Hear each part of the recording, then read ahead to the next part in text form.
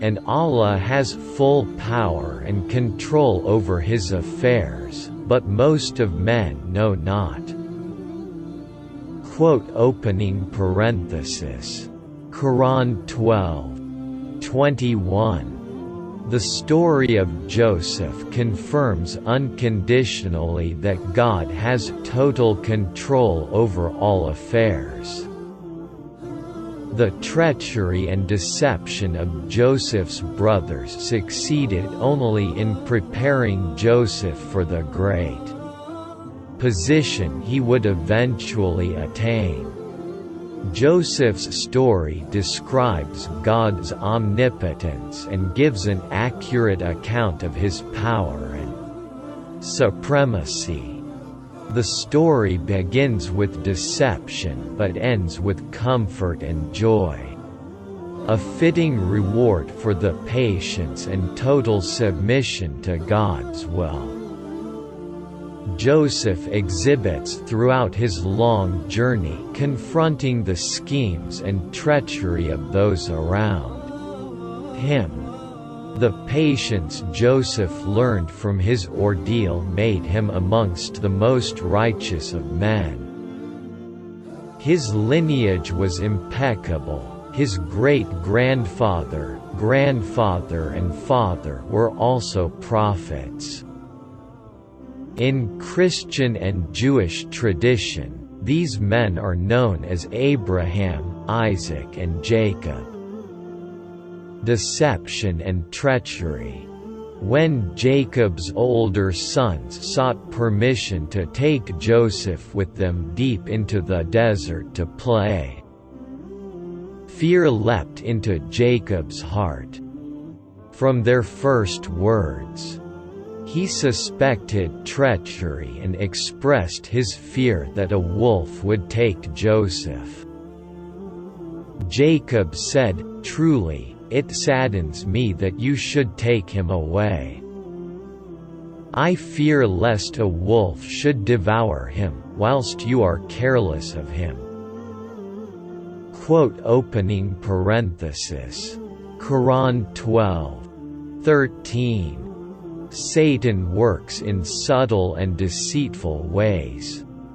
And with his words, Jacob unwittingly supplied his sons with the perfect reason for Joseph's disappearance.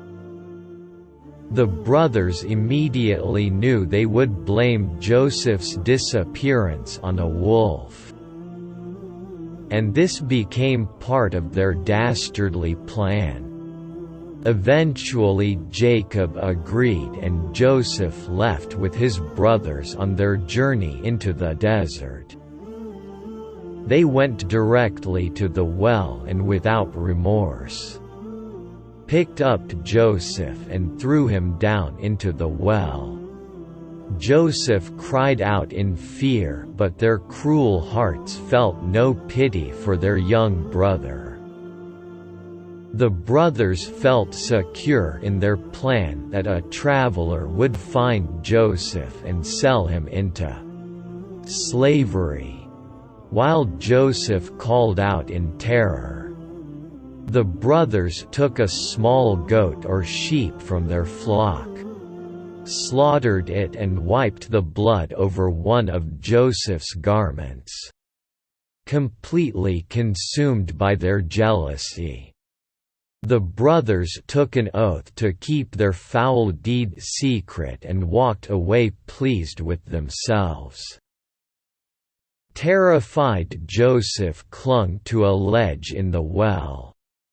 And God made known to him that one day he would confront his brothers.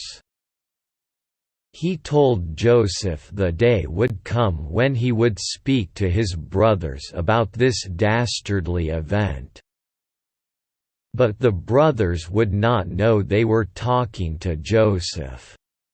Indeed, you shall, one day, inform them of this their affair, when they know you not. Opening parenthesis. Quran 12:15. Crying is not evidence of truth. The brothers returned to their father weeping. By this time it was dark, and Jacob was sitting in his house anxiously awaiting the return of Joseph. The sound of 10 men crying confirmed his deepest fear. The darkness of the night was matched only by the darkness in their hearts. The lies rolled easily from their tongues, and Jacob's heart constricted in fear. They said, "O our father! We went racing with one another, and left Joseph by our belongings, and a wolf devoured him. But you will never believe us, even when we speak the truth." And they brought his shirt stained with false blood. Opening parenthesis. Quran 12:17–18. In a story from the righteous men that came after Prophet Muhammad comes a tale of a Muslim judge who was deciding the case of an old woman. The details of the case are not important. However, the old woman was crying and crying. Based on the evidence, the judge ruled against her. A friend of the judge said, "She was crying and crying, she is old, why didn't you believe her?" The judge said, "Don't you know from Quran that crying is not evidence of the truth?" The brothers of Joseph went to their father crying. They were crying, but they committed the crime. Both Jacob and Joseph were among the most noble of men. Prophet Muhammad described Joseph as the most dignified and generous of men. When asked who was the most God-fearing man, he replied, "The most honorable person is Joseph, God's prophet, the son of God's prophet, the son of the beloved servant of God. Abraham. Opening square bracket. 1. While Joseph sat in the well, terrified, yet secure in his submission to God, Jacob, many miles away, felt his heart constricted by fear and pain, yet knew his sons were lying. As befitting a prophet of God. With tears streaming down his face, Jacob said, "Nay, but your own selves have made up a tale. So, for me, patience is most fitting. And it is God alone whose help can be sought against that which you assert." Opening parenthesis.